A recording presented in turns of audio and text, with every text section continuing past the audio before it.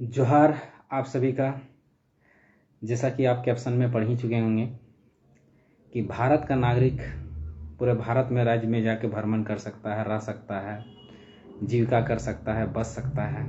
ऐसा झारखंड का जब आंदोलन चल रहा था, जब 1932 के खतियान का आंदोलन चल रहा है, जब 60-40 के आंदोलन जब झारखंड में चल रहा है, तो ये बाहरी लोगों का वक्तव्य था, ये तर्क था।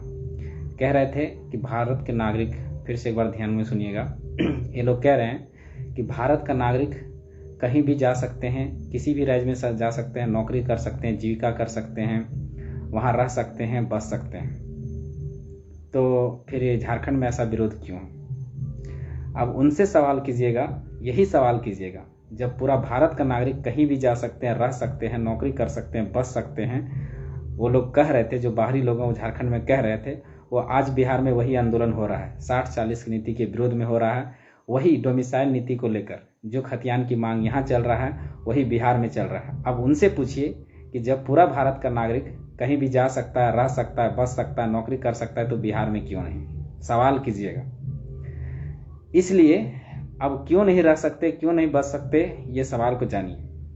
देखिए, रह सकते हैं, बच सकते हैं, जीविका कर सकते हैं, लेकिन नौकरी वहाँ का हक अधिकार नहीं ले सकते, वहाँ स्थानीय नीति का दर्जा नहीं पा सकते, वहाँ नियोजन नीति में अधिकार नहीं पा सकते। हाँ, अधिकार पा सकते हैं, लेकिन कुछ परसेंटेज में, कुछ परसेंट में पा सकते हैं। ऐसा नहीं कि 75% बाहरी हो, 25% भीतरी हो, 10% भीतरी हो और 90% बाहरी हो। ऐसा अधिकार नहीं पा सकते। हम उसका विरोध कर रहे हैं।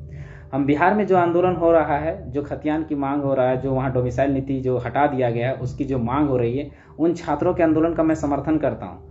बिहार में पहला अधिकार बिहारियों को मिलना चाहिए, पहला अधिकार बिहारियों में, उसी तरह से, उसी तर्ज पर झारखंड में पहला अधिकार झारखंडियों को मिलना चाहिए। उसी तरह हर राज्य का जहां जिसका अधिकार है वहां मिलना चाहिए। बंगाल में पहला अधिकार बंगालियों को मिलना चाहिए, महाराष्ट्र में पहला अधिकार मराठियों को मिलना चाहिए, गुजरात में पहला अधिकार गुजरातियों को मिलना चाहिए। क्योंकि जब 1956 में फजल अली आयोग आई थी और उसके तर्ज पर जब 14 भाषा के आधार पर 14 राज्य और 6 केंद्र शासित प्रदेशों का गठन किया गया था, तो उसमें इस बात का भी जिक्र था कि इसलिए इस भाषियों का गठन होना चाहिए क्योंकि उसका अधिकार वहां सुरक्षित हो सके, उन भाषियों को वहां पर उस राज्य में अधिकार मिलना चाहिए। ऐसे गठन हुआ है, तो इसलिए वहां पहले, सबसे पहले उसका अधिकार होना चाहिए जो उस राज्य का निवासी है। ये तर्क आप जो देते हैं, आज जो तर्क देते थे वो कहाँ चले गए? आज बिहार में जब आंदोलन हो रहा है तो वहां तर्क क्यों नहीं दे रहे हैं कि भारत के नागरिक कहीं भी जा सकते, रह सकते, नौकरी कर सकते हैं? क्यों? झारखंड के मुद्दे पर ही क्यों? किस लिए? क्योंकि हम लोग उतना जानकार नहीं थे, समझदार नहीं थे, इसलिए। अब जान गए हैं, समझदार हो गए हैं, अब ये चलने नहीं देंगे। और इसलिए उस आदमी को उस राज्य में अधिकार मिलना चाहिए, इसलिए मिलना चाहिए क्योंकि उसका अगर वहां अधिकार नहीं मिलता है, मान लीजिए बिहार वासियों को बिहार में अधिकार नहीं मिलेगा, तो कहीं ना कहीं रोजगार करने के लिए जाएंगे, कहीं ना कहीं नौकरी करने के लिए जाएंगे, चाहे महाराष्ट्र जाएंगे, चाहे गुजरात जाएंगे, चाहे झारखंड आएंगे। अब जब झारखंड आएंगे तो यहाँ के लोगों का हक अधिकार छीनेंगे कि नहीं छीनेंगे? डेमोग्राफी चेंज होगा कि नहीं होगा? चाहे हम ही झारखंड के लोग अगर महाराष्ट्र जाएंगे या बिहार जाएंगे, गुजरात जाएंगे, कहीं भी जाके अगर बहुत मात्रा में चले गए तो वहां का हक अधिकार छीनेंगे कि नहीं छीनेंगे? सेम कहानी जब बाला साहब ठाकरे जब बोला था कि बिहारियों को मार भगाओ, जब सेम कहानी अभी तमिलनाडु में घटित हुआ, तो क्यों हुआ? इसके पीछे का कारण जानिएगा, क्या क्यों हुआ था। हमारे गांव के कुछ लोग तमिलनाडु में काम कर रहे थे, तो वहां पर साउथ में जो जहां ये आंदोलन शुरू हुआ, वहां कुछ लोग काम कर रहे थे, वो वापस आए। जब ये लड़ाई जब छिड़ा तो वहां से जब वापस आए तो हम सवाल किए उनसे कि आखिर क्या माजरा था वहां, जरा बताओ, तो विश्लेषण करके थोड़ा बताओ, डिटेल से बताओ। उन्होंने कहा कि देखिए, वहां के जो निवासी हैं वो 25,000 मान लीजिए सैलरी ले रहे हैं, कोई कंपनी में, प्राइवेट कंपनी में 25,000 में काम कर रहे हैं। तो यहाँ के देखिए, भारत में सबसे सस्ता मजदूर जो है पहले नंबर पे बिहार में मिलता है, दूसरे नंबर पे झारखंड में मिलता है और तीसरे नंबर पे बंगाल में मिलता है। तो यहाँ से जो मजदूर जाते हैं, जो उन लोग को 25,000 मिलता है, वो लोग यहाँ से जो मजदूर जाते हैं वो 15,000 में काम कर देते हैं, यानी 10,000 का घाटा। अब कोई भी कंपनी, कोई भी ठेकेदार अगर लेके अगर काम करवाएगा तो कहाँ से लेके जाएगा? या तो बिहार से लेके जाएगा, या तो झारखंड से लेके जाएगा, या तो बंगाल से। उसको एक मजदूर पे 10,000 का प्रॉफिट हो रहा है, तो वो तमिलनाडु के निवासियों को क्यों रखेगा, या साउथ के निवासियों को क्यों रखेगा 25,000 दे के? कोई भी ठेकेदार क्यों खटाएगा? तो यहाँ से ले जाता है कि 10,000 उसको प्रॉफिट होता है। उसके बाद वो लोग 25,000 में 8 घंटा खटते हैं और ये लोग 12 घंटा खट देते हैं। समझिए 2 घंटा का फायदा ऐसा ही हुआ, 4 घंटा का फायदा ऐसा ही हुआ। तो समझने वाला विषय है। तो वो वहाँ के लोगों ने देखा कि ये लोग इस तरह से कर रहा है, तो हमारा तो हक अधिकार छिना रहा है। जहाँ हमको 25,000 का मिलना चाहिए, वहाँ हम भी 15,000 में खट रहे हैं, तब हमको नौकरी मिल रहा है। तब उन्होंने इसकी शुरुआत की। जस्ट कहानी बाला साहेब ठाकरे के टाइम में ही हुआ था।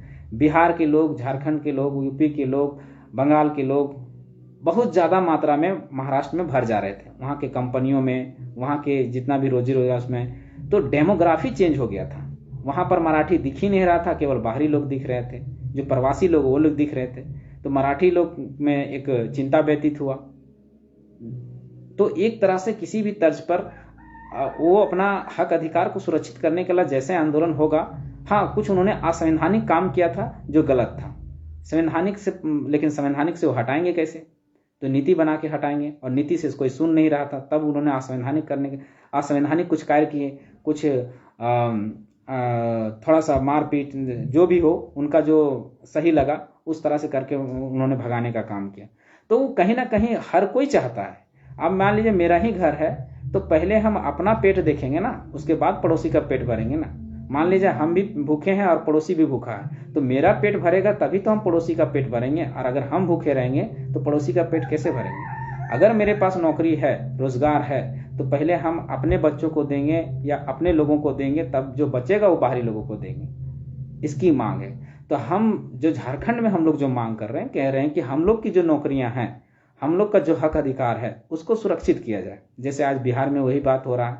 आज बिहार में डोमिसाइल नीति को हटा दिया गया, तो वो लोग भी वही कह रहे हैं, बिहार बिहारियों का है, किसी का बाप का नहीं। वो लोग भी कह रहे हैं, हम कल सुन रहे थे उनका वीडियो, तो वो लोग भी वही कह रहे हैं। गलत भी नहीं कर रहे भैया, बिहार बिहारियों का पहला अधिकार है, उसको मिलना चाहिए।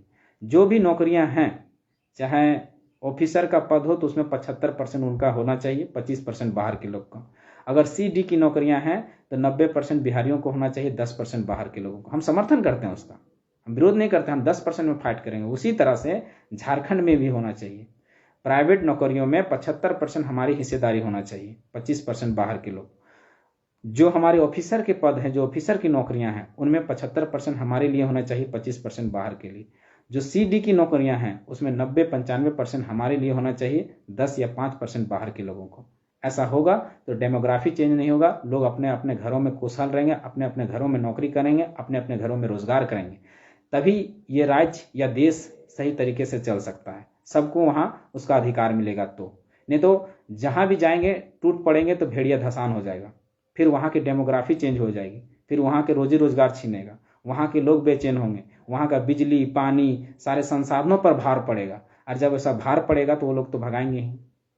अब यहाँ से ज्यादातर लोग महाराष्ट्र भाग रहे हैं, महाराष्ट्र नौकरी करने जा रहे हैं, मुंबई नौकरी करने जा रहे हैं। तो मुंबई में देखिए किस तरह से संसाधनों की लूट है, पानी की किल्लत है, बिजली की किल्लत है, आवागमन के, आपको ऑटो में बैठने के लिए लाइन लगाना पड़ेगा, बसों में बैठने के लिए धक्के खाने पड़ेंगे, ट्रेनों में बैठने के लिए एकदम भेड़िया दसान जैसे पूरा ठूस ठूस के जाना पड़ेगा। क्यों? क्योंकि वहां रोजगार के साधन थे, सभी राज्यों से लोग जाके मुंबई में टूट पड़े। अगर वही रोजी रोजगार, वही नौकरी, वही चाकरी अगर उनके राज्यों में, जो जहां से निवासी हैं, अगर उनके राज्यों में अगर मिला होता, अगर सुरक्षित मिला होता, उतना अधिकार मिला होता, उतना रोजगार मिला होता, तो वो वहां खुशहाल रहते। क्यों जाते मुंबई में धक्के खाने के लिए? समझने वाला विषय है। उसी तरह से हमारा जब झारखंड बना, तो झारखंड बनने के बाद सबसे ज्यादा जो बाहरी लोग हैं वो हमारे राज्यों में आए, सबसे ज्यादा, क्योंकि हमारा मिनरल बेस्ड स्टेट था। सबसे ज्यादा अतिक्रमण हमारे राज्यों का हुआ, क्योंकि हमारा मिनरल्स होने के कारण सारे लोग जो नौकरी करने आए सब झारखंड आ गए। हमारे पास 42% खनिज है, खनिज होने के नाते सब बाहरी लोग इन पर धावा बोल दिए कि यहाँ खनिज है, यहाँ के लोग थोड़ा सा शिक्षित नहीं हैं, इस कारण से धावा बोलते। अब उसको कैसे रोकेंगे, उसमें बैरियर कैसे लगाएंगे, उसमें घोरना हम कैसे घोरेंगे? उसका एकमात्र ही उपाय है कि सबसे पहले खतियान से रोकना पड़ेगा, खतियान को लागू करना पड़ेगा, और उस आधार पर स्थानीय यानी झारखंडी को परिभाषित करना पड़ेगा, यानी आइडेंटिफाई करने पड़ेगा कि झारखंडी कौन है। जब झारखंडी परिभाषित हो जाएगा, आइडेंटिफाई हो जाएगा, उसके आधार पर नियोजन बनाना पड़ेगा। हम ये नहीं कहते कि खतियान के आधार पर नियोजन बनाइए, नहीं, खतियान के आधार पर झारखंडी को परिभाषित कीजिए। ध्यान से सुनिएगा, हम कभी नियोजन को खतियान से जोड़ने की बात नहीं कर रहे हैं। हम कह रहे हैं खतियान से झारखंडियों को आइडेंटिफाई कीजिए, परिभाषित कीजिए कि झारखंडी है कौन, और उसके बाद आप नियोजन बनाइए। नियोजन में इस तरह से बनाइए कि छांटने के बहुत सारे तरीके हैं। सुप्रीम कोर्ट, हाई कोर्ट हो, सुप्रीम कोर्ट हो, वो कहता है कि आप कभी भी नौकरियों को 100% रिजर्व नहीं कर सकते। हाँ, मानते हैं उस तर्क को, 100% रिजर्व नहीं कर सकते, हम करना भी नहीं चाहते, हम कहते भी नहीं, लेकिन हाँ, बैरियर तो लगा सकते हैं। हम 100% रिजर्व नहीं करेंगे, हम पहले परिभाषित करेंगे कि झारखंडी कौन है, और फिर उसको छांटने के लिए 75% या 90% के क्राइटेरिया को फुल करने के लिए हम बहुत सारा बैरियर लगा सकते हैं। जैसे भाषा का बैरियर लगा सकते हैं, इंटरव्यू का बैरियर लगा सकते हैं, भाषा संस्कृति जानता है कि नहीं उसका बैरियर लगा सकते हैं, उसके लिए कुछ कॉलम रख सकते हैं, और उस तरह से बैरियर लगा के हम रोक सकते हैं। तो ये उपाय करना पड़ेगा। कैसे रोकेंगे, ये नीति नियम बनाना राज्य सरकार के हाथ में होता है। 3 सूची होता है, एक संघ सूची होता है, एक समवर्ती सूची होता है, एक राज्य सूची होता है। और जो स्थानीय नीति और नियोजन नीति के जो मुद्दे होते हैं, जो स्थानीय नीति और नियोजन नीति होता है, उसको बनाने का काम राज्य सरकार के हाथों में होता है। वो राज्य सरकार अपने राज्यवासियों के हित में जैसा चाहे कानून बना सकती है, अपने हिसाब से कानून बना सकती है, अपने राज्यवासियों को ज़्यादा से ज़्यादा अधिकार देने के लिए।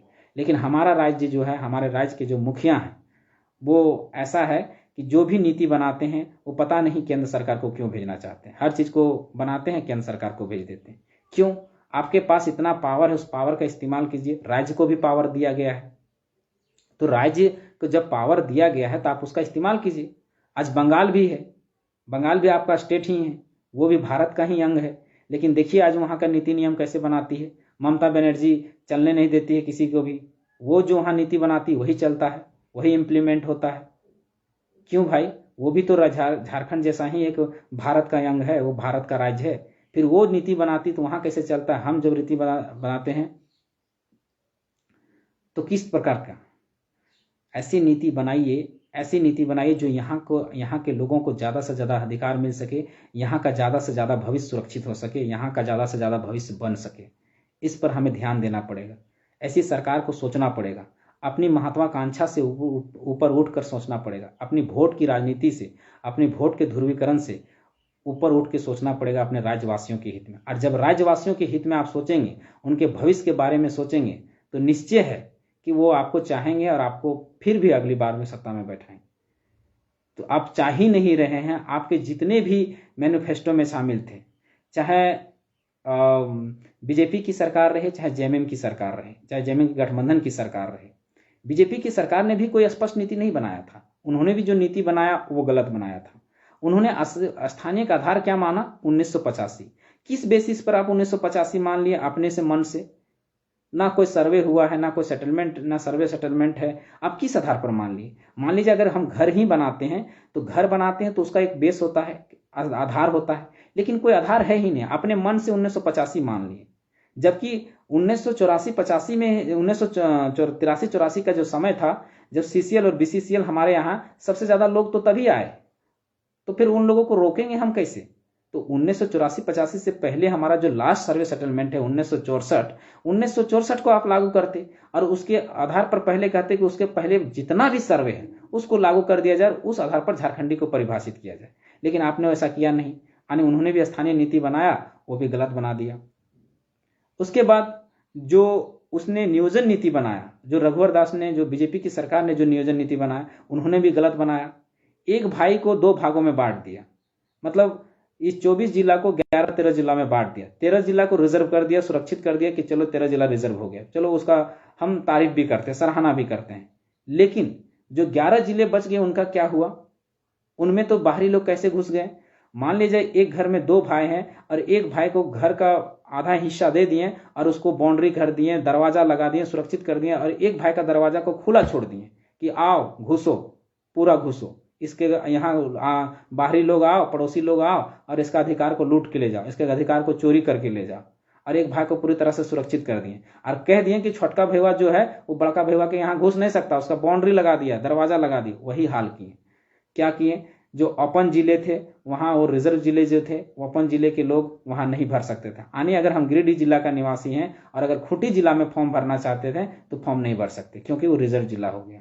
बताइए, एक राज्य का आदमी उस राज्य में, उस जिले में फॉर्म नहीं भर सकता, लेकिन उस जिला, खूंटी जिला का आदमी अगर चाहेगा तो गिरिडीह जिला में फॉर्म भर सकता था। और उसका क्या नतीजा निकला देखिए, जिस ओपन जिले को आपने छोड़ दिया खुला, उसमें क्या हुआ।